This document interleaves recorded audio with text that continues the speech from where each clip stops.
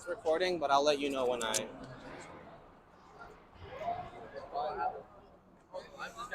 You can put this on your side. Oh Yeah, shit, my that's bad. okay. It's just for the.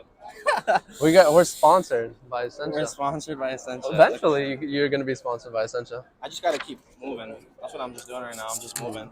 Yo, what's up with the watch? The watch is sick. Yeah. Damn.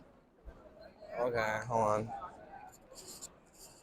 I was gonna wear like a button down, but I didn't tell you to, so I'm not gonna like wear a button down and then you be like casual, like you're the guy. Casual. You're the guy that's in the button down all the time. Yeah. Yeah. You're the button down guy. Okay. I don't want to be too close. These microphones are low. I would have been more dressed better if I had showings today, but I don't. It's okay. It's all good. We both look pretty. No, we look same. chill, bro. Yeah, it's We true. look like college kids. That's the image I'm trying to go for. So, all right, good background. Everything's ready. Hi guys, welcome back to Mortal Mindset, episode 2. Today my special guest is Carlos Vasquez. Carlos, tell me and the audience a little more about yourself, man. Go ahead. Yeah. No, thank you for the intro. So I've basically been an entrepreneur since I was 18, or even before that. I actually started one of my first ventures when I was like, what grade are you in freshman year? Like, what age 17, are you? 18? 17, 18? Yeah, I mean, like, I started the basic reselling thing. That's where I first got the entrepreneur part of me coming out. Drop shipping? No, not drop shipping. The buying Supreme and reselling it and like trading my way up. I started with like, I begged my dad to buy me a Bape shirt for $100. Okay. And then I traded my way up to like a Supreme BOGO and eventually 3 pairs of Yeezys, and that's where I stopped it. Why? Why didn't you keep going? Because COVID hit and I was just kind of bored of that. And I just wanted the BOGO, so I kept it to myself. Okay. I didn't think there was gonna be much to it, so No, that's fine. I hit the books instead. That's what you should be doing. What about yourself would you like the people at home to know more about you, besides like your entrepreneurial pursuits? So like, what's my more personal side? Like I'd like to not say it, but I can't deny it. I love music. Like I'm almost a definite music head. Like I play piano. I don't know if I told you.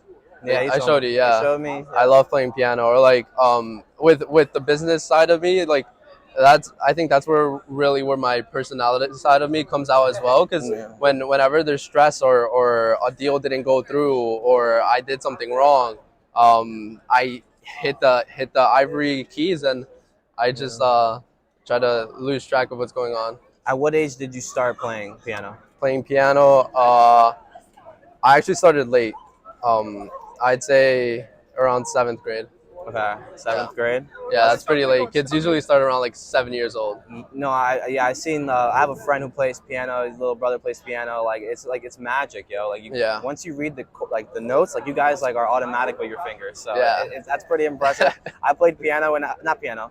I started playing piano. Mhm. I have a keyboard, but I'm not like obviously Yeah, you showed me that. I showed you my keyboard. But when I was younger, I played lots of violin. I did violin practice all the way up to like 7th, 8th grade, and then I dropped it. It was very random too. Like I guess I just stopped taking lessons and I just stopped picking it up. So No, violin is sick. You should have kept it. yeah. So more on your business side. You're an agent. Yeah. So yeah. you're an agent. So it's interesting that at this age you're able to be something that a lot of people like dream about. Mhm. How do you feel? I think.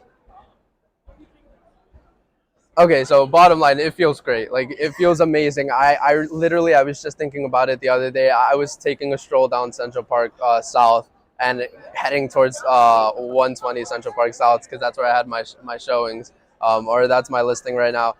And it feels amazing. I look to my left; it's just all greenery. I'm literally in Can we curse? In Central Park. Yeah, go ahead. In fucking Central Park. Yeah. And like you're in New York City, and I look to my right, and I got my client right there, and we're about to tour. Several stories up. So no, it's an amazing feeling. Reflection is amazing too, Yeah. because like not only do you know you're in that position, but you're able to look back and be like, wow, like what a great place to be in. Yeah.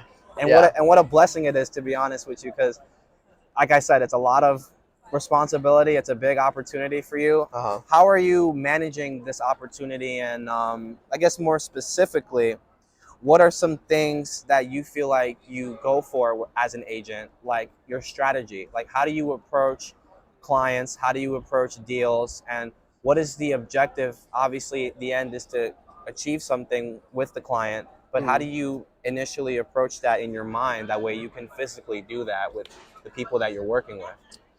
So how do I like translate my mindset into my Yeah, it's business? important. So I think like let's setting aside business. Like I'm a very like talkative person. Like we ended up talking Yeah. through class, and like I love like getting to know more people. So with that principle in mind, I like put on the smile, and it's not it's just normal. And I just spark a conversation. We start talking about the listing, and we get right into it. Yeah, that's pretty good. Personality is yeah, your Yeah. personality is amazing. Thank So you. it's very attractive, and you really bring people to you naturally. So Mhm. I guess that's definitely a skill to have when you're in that sort of business where you Yeah. need to like talk to people and improvise sometimes and like get what you need to get.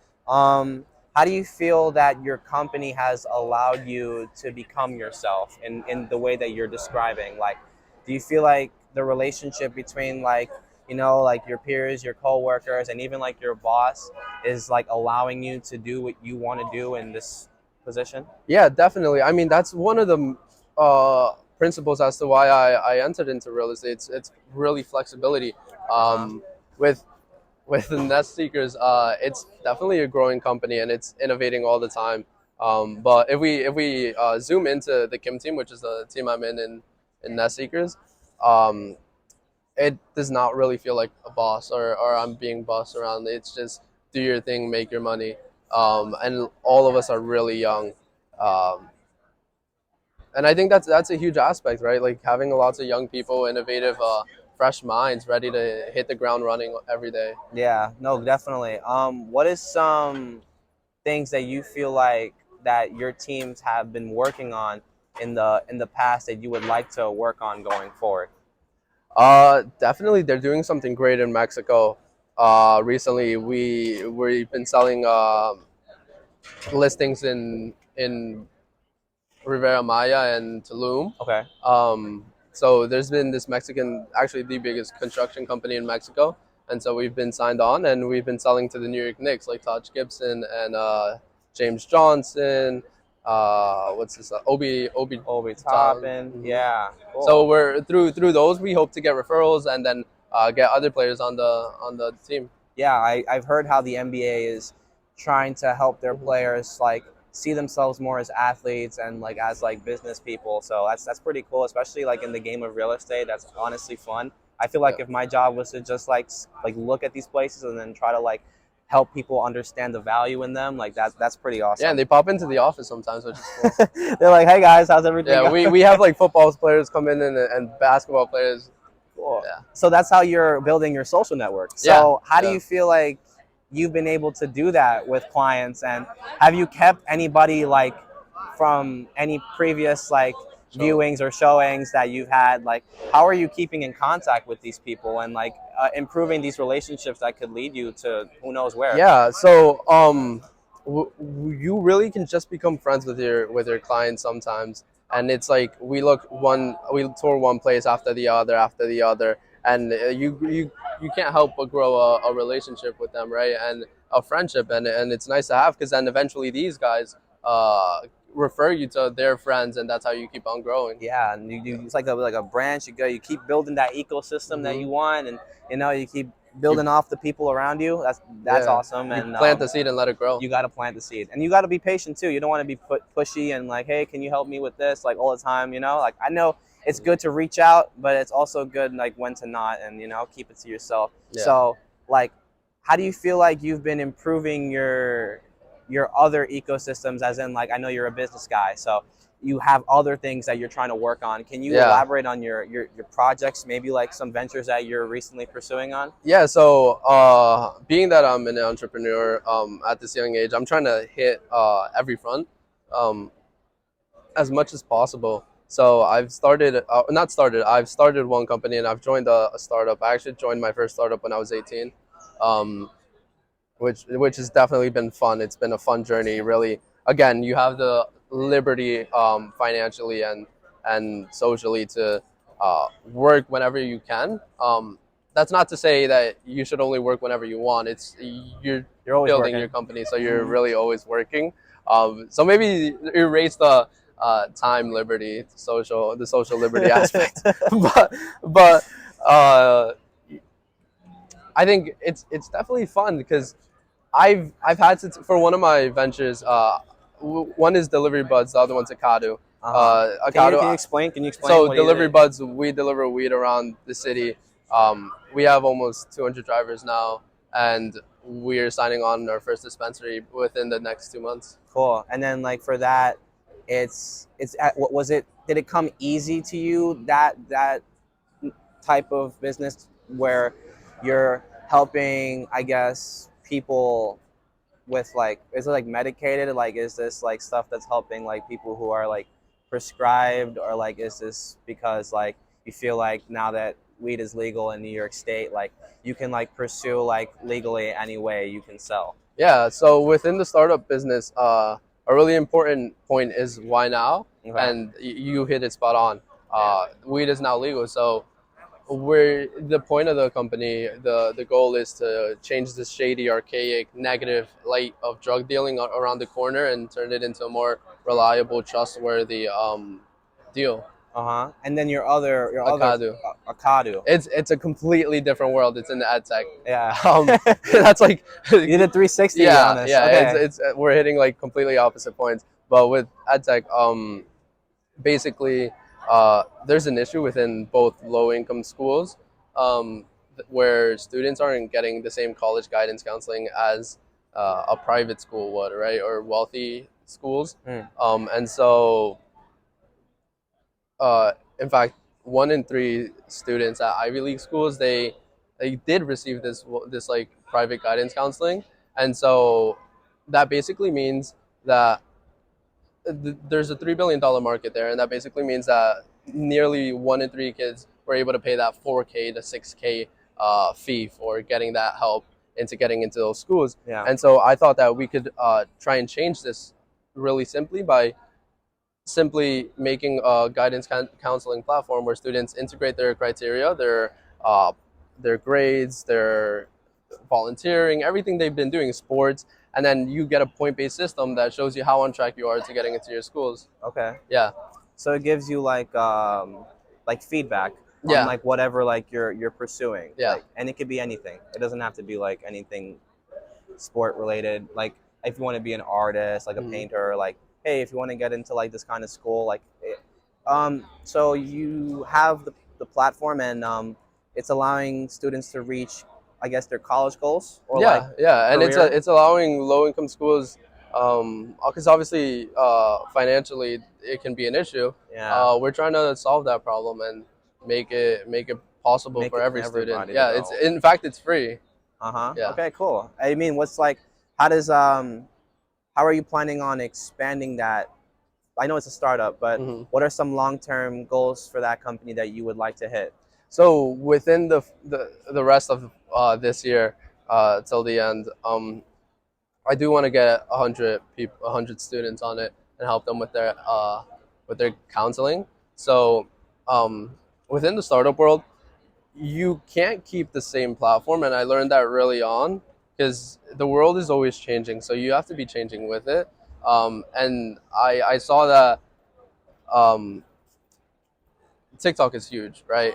And you Yeah. want to keep the students' retention as much as possible, Yeah. and you want to build something that's like something that's worthy of a student using it 2 hours daily.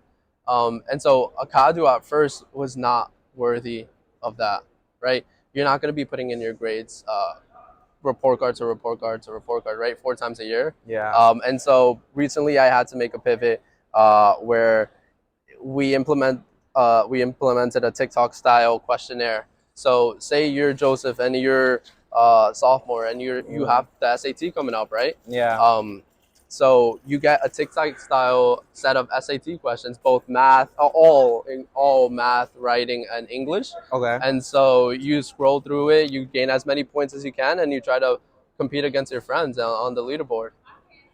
That's crazy. Yeah, That sounds like fun. yeah, it brings out the competitive in you. I'm glad because I mean people are naturally competitive in the real world. So why not be competitive when it comes to getting your grades and getting the help that you want and that you need, you know? So Exactly. Acadu sounds great. I'm really hoping that Acadu does really well because Thank you. if it could be as big and as grasping as you say it is, I believe you. So No, thank you. I appreciate that. It's really good. So I mean, I want to like backtrack back to Mhm. the your career, like Mhm. how you're working and your job. I know real estate is a big market, and like you said, you're all over. You're global. You're in Mexico now. You're Yeah. dealing with big celebrities and all these big projects that are coming up. How do you why do you feel like real estate was like the place that you wanted to work in, like when you were looking for like a job or like feeling like obviously like personality, but like what inspired you to hop into that niche of like real estate? Why that? So with real estate, I'm so I know you said apart from personality, but my personality always ties into it somehow, and it's because I'm a very like not arrogant, but I'm very like um pushy, persistent person, and so um and ambitious at it. So actually, I got into real estate through my mom. My mom is a housekeeper. I come from a low income family, so my mom was a housekeeper for these very wealthy real estate guys that were at Douglas Elliman, which is the biggest real estate firm. Yeah. And so in my head, I was a freshman, and I was like, these guys are literally selling amazing places all over New York, multi-million-dollar places, um, and I'm just honestly I was a little stupid at the time, but and still am. But I I was like, why the fuck can't I? Like, I'm just as smart as them. And so I DM'd him one day when I was a sophomore, and I was like, bring me on, take me to one of the showings and let me shadow with you. And he did after a few months of asking and multiple times asking. Eventually he did, and that's where I got the spark, and I got my license the year after. And so that's where it started, by me being a pretty arrogant sophomore. Yeah. it so your arrogance led you somewhere, and Yeah.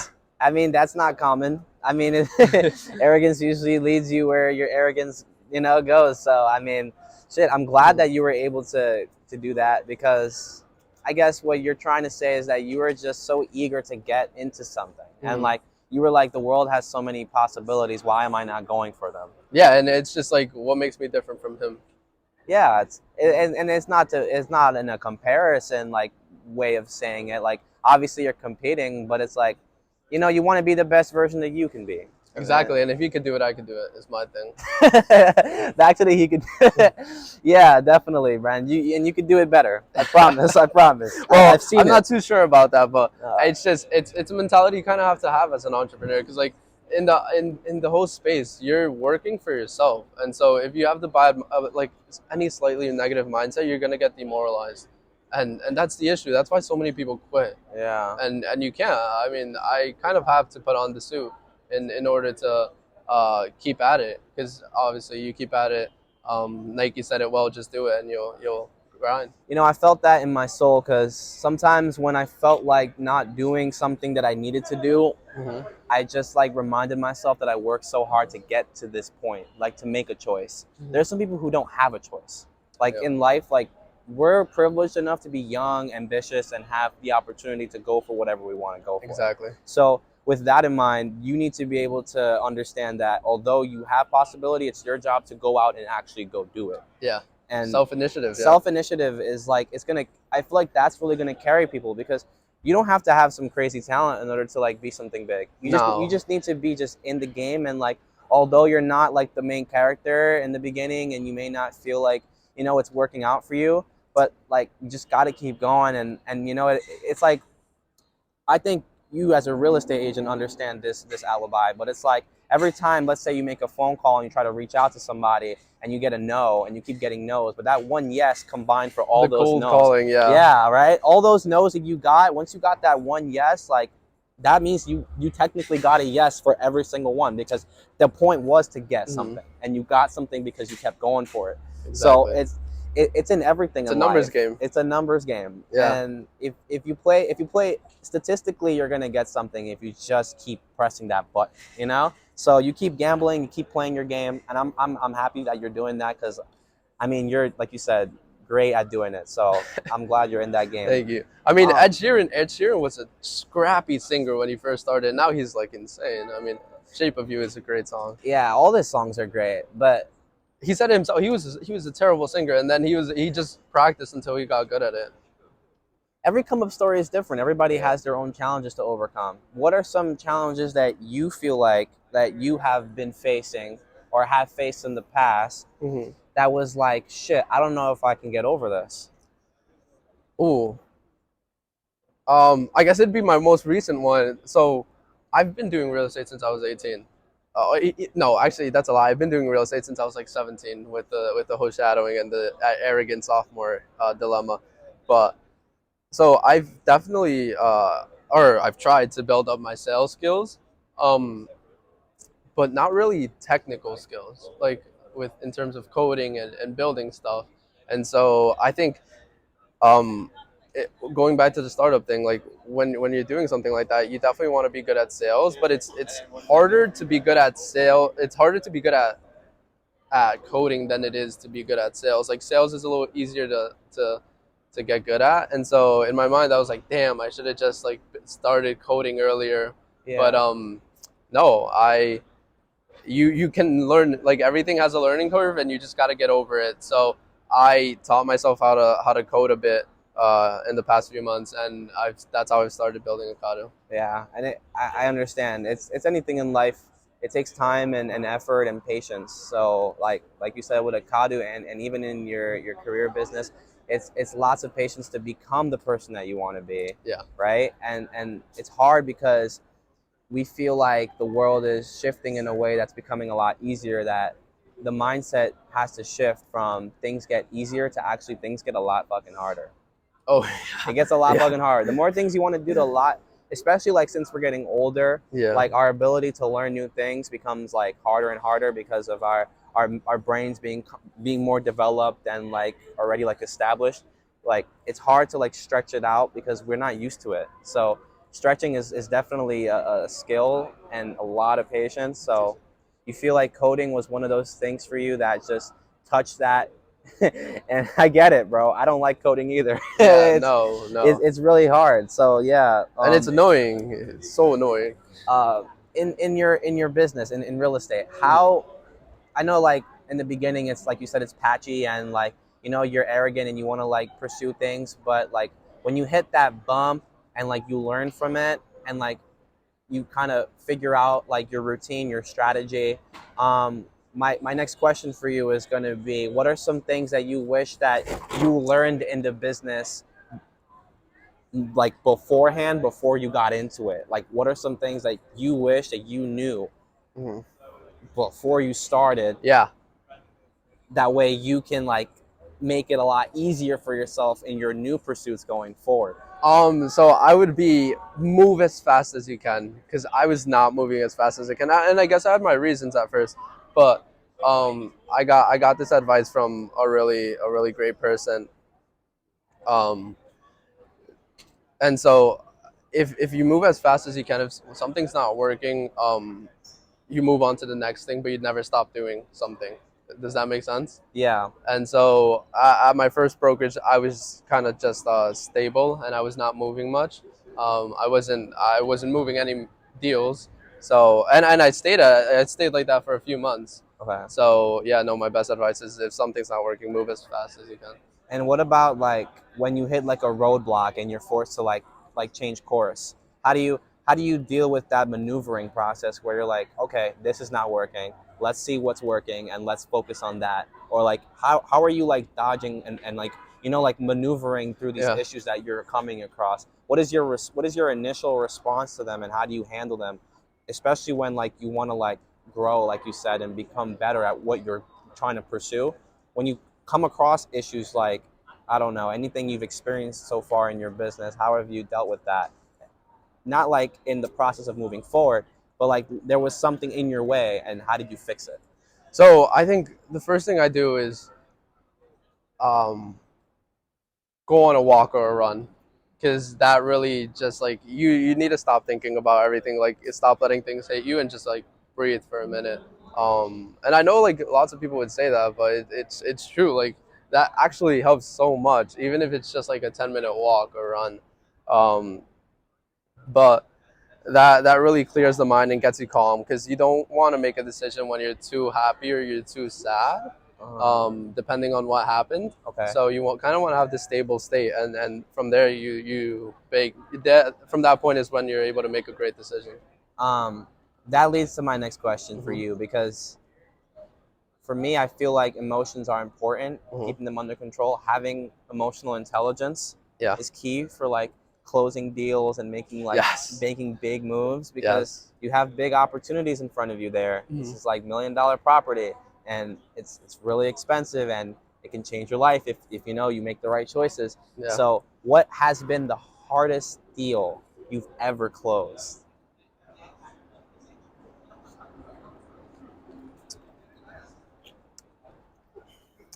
It'd have to be. I'd say the hardest deal is the one I didn't close. Yeah.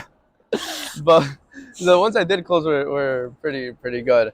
But No, that's funny. The yeah, hardest deals have been the ones I haven't closed. or the and I mean I think the deal is still on the table, but it's just like going back to the emotions part. You're gonna deal with people that are gonna treat you like shit. Like they're gonna be like, maybe it's not the property that's the issue. Maybe it's the person showing it. And I've been told this several times, and I'm like, bro, Oh, come on now. You know your place is over rent. Like it's listed too high. yeah. And so you're gonna deal with people like that, and you have to be able to control your emotions. I could have easily gotten mad and be like, "Fuck off! I'm not dealing with you anymore." But if you're grinding at it, like, come on now, Yeah, you those got. people are everywhere. You got. It's better to learn it early on, and then know how to treat those people when you're older. Yo, I get the same thing at work, man. I get the same kind of issues. Maybe it's like they blame the person in charge of everything, and Mhm. they're like, it's your fault that this and this is not working out. Like, maybe, yeah, maybe it's because like your perspective on what you think is right is maybe like a little bit over the boat. You know, like you're thinking about something too much when it should be a little simpler. That's very important, and I feel like that comes with patience. So you would be very patient for that. I can't Yeah. deal. That boils my blood. So it's interesting that you're able to approach your business as a professional that you are, but Yeah. also understanding that there are bigger things to come for you, Hmm. right? Like this may not be the biggest problem that you come across, like, and you're mentally prepared for that. So how do you feel that you're gonna approach life outside of business the second that like you feel like whenever you escape your office, how do you deal with everything else in your life that's kind of like, obviously there's so many problems that come across, and there are so many issues that we deal with outside of the workspace. So how have you been Oh. handling your mental health, and how have you been dealing with things that are going on that are changing, like you said, around you constantly? Yeah. Mental health is a huge thing, and I'm really for it. I mean, I try to focus on my mental health as much as possible, and I think it's like a great time now. Like we're guys, and guys usually don't really like, that type of stereotype. But no, like especially if you're an entrepreneur, your mental health takes a huge load, and you have to be able to deal with it. It's not something you could just set aside and like shoo away, Mm-hmm. because it's best to face it head on. And so that's again where piano comes in for me.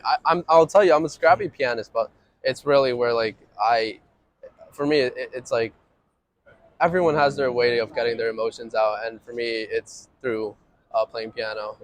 I wish it was art though. Like if I could draw, that'd be fire. But Yeah, art is visual. Piano is more. I mean, using your senses, using your body, using its like natural like stimulus is important, yeah, because that is what's gonna kind of like level you. yeah, It's gonna remind you that you need to like find yourself when you're like going either too high or too low, and You know, like especially like men's mental health. It's been a big topic now that I feel like is now more common because of like the crazy things that we're hearing and the situations that people are in. So it's important, especially when you're reaching for something so big, to like just sit back and remember that you're a human being. Like Exactly. you have feelings, you have responsibilities, and you know, not only to yourself but to the people around you. Yeah. How's your family like been, and how is it approaching you when with your career and stuff? I mean, even they take a bit of a load. They're like, "Are you sure you're doing well?" Or like, "Are is this gonna be viable?" And I mean, at first they were definitely like, now they're slightly better with it. But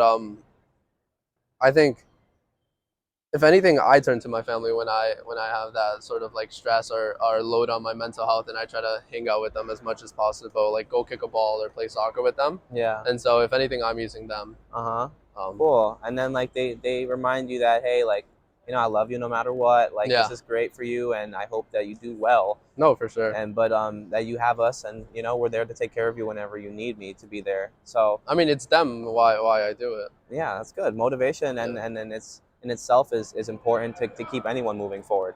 So I'm glad that you're motivated by your family. What else have been your motives recently? I know like to be the best person Mhm. of the be the best I'm sorry, be the best version of yourself, obviously. Mhm. But like what are you trying to when are you going to reach your stopping point? When do you feel like you're going to be satisfied with your accomplishments?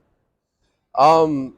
So okay. So I'll start with your first question. The what else motivates me? I think, definitely like my primary family, but I think it goes beyond that. It's like the lineage that I come from. I come from a bunch of farmers and very very poor people. I mean like, um, mud and stick house. Literally, I'm not lying at all. Yeah. But like tinfoil houses type of thing, or what is that, metal, scrap metal type of houses. And I mean some of them still kind of have it back in the countries, but I think that's definitely a motivator to come from something like that and impact the world as much as I want to or I envision. Yeah. Um, it really gets the fire fueled up. So that would be another motivator. What was your other question My though? other question was, how are you using that motivation? Like, when are you gonna realize when you're satisfied with your accomplishments? So that's a great point actually. Yeah, you're good, but that's a great point because that's like the dilemma where it's like, when is enough? Like if I keep chasing money or if I keep chasing business all the time, like when am I gonna be happy or satisfied, right? Like and the point is to have like this cap where I was like, okay, like I've made it and I'm like this is what I wanted, and to have that stopping point. So if I'm gonna be honest, I still don't really know, but I think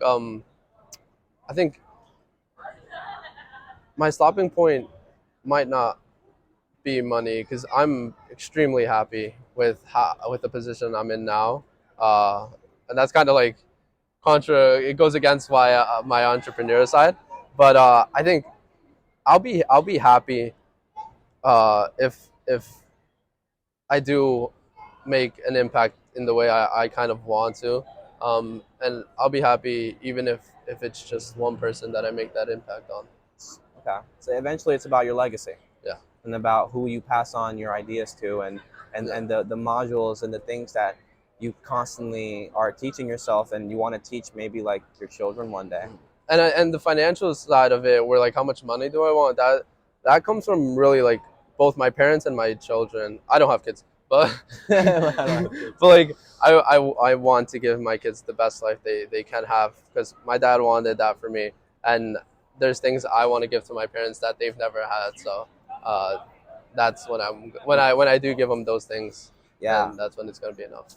Do you feel like beyond your family and your responsibility to them and to yourself, do you feel like another thing that might touch you would be like how you're gonna affect society in a way? How do Yeah. you feel like you're gonna touch people with your ideas? Do you think that's something else that you might think about when you're gonna keep trying new things and failing and trying new things?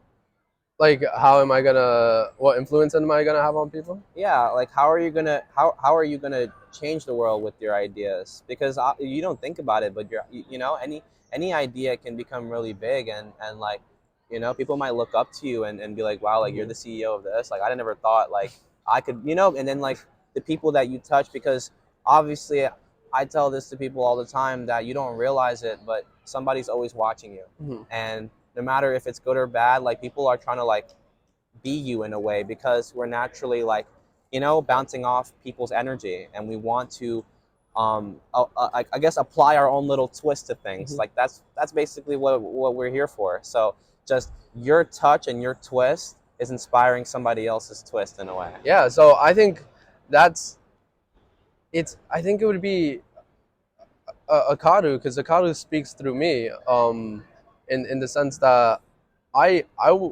like to bring the best in people.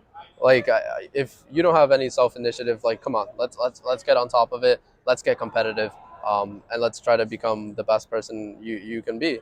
And that's where Acadu really speaks through me, because there's a lot of low income schools, and these students aren't getting the same resources as higher income schools, and so they don't know, they don't really have the sense of competitiveness or what the real world is like. And so I hope that if I'm able to give them this sort of fair platform, Okay. they're able to become competitive and be like, yo, we're on the same level, bro. I'm going to be better than you. I am going to be better than you. I want to be That's the better. whole point of making it a game. Like, I want to be. I want to win. yeah, You want to like, win. exactly. No, I mean, like, what's the difference between you and I? Yeah. No, I love your motto. Mhm. It's good. It's a health. As long as it's a healthy way of approaching it, Yeah. it's perfect. Yeah. I think everybody should strive to think that way about themselves in anything that they love, because if you really love it, like you'd go above and beyond, and like you'd fight for it, sacrifice things. And I feel like you're that type of guy. I've known you for a little while now, and you have a good head on your shoulders. No, I appreciate that. When did we meet? Like How did we meet? 6, 7 months ago, we met in Through the class. business We class, met right? through business class. Oh, we met. Yeah, through Brian Young. Uh, That guy. shout out. That man, Shout Brian Young. I don't know what you're doing, bro. How did you get here? Okay, so I'm gonna wrap it up here. Okay. Okay, cool. But Carlos, we're gonna keep in touch. Mhm. I know you got stuff going on, but I always make time for you, brother. Thank you so All right. much. I appreciate it. Yeah, man. All right, take care. Thank you guys for watching. I hope you Thank guys you. enjoyed, learned Like some and things from subscribe. him. Like and subscribe. I hope you Yeah. learned some things from Carlos. And He has download Acadu. Download Acadu. It's gonna be in my description when I post. So Mhm. thank you guys for watching. Have a great rest of your day. Peace. All right, let's do it one time. Let's do it for the one time. I'll make the thumbnail. I'll make it for the Okay. thumbnail. Hold on. All right, perfect. That's good. Wait. One more time. We got one more time? Hold Because on. I didn't take my tongue out. I got you. I'll stick my tongue out too. Oh, perfect. And it was still recording.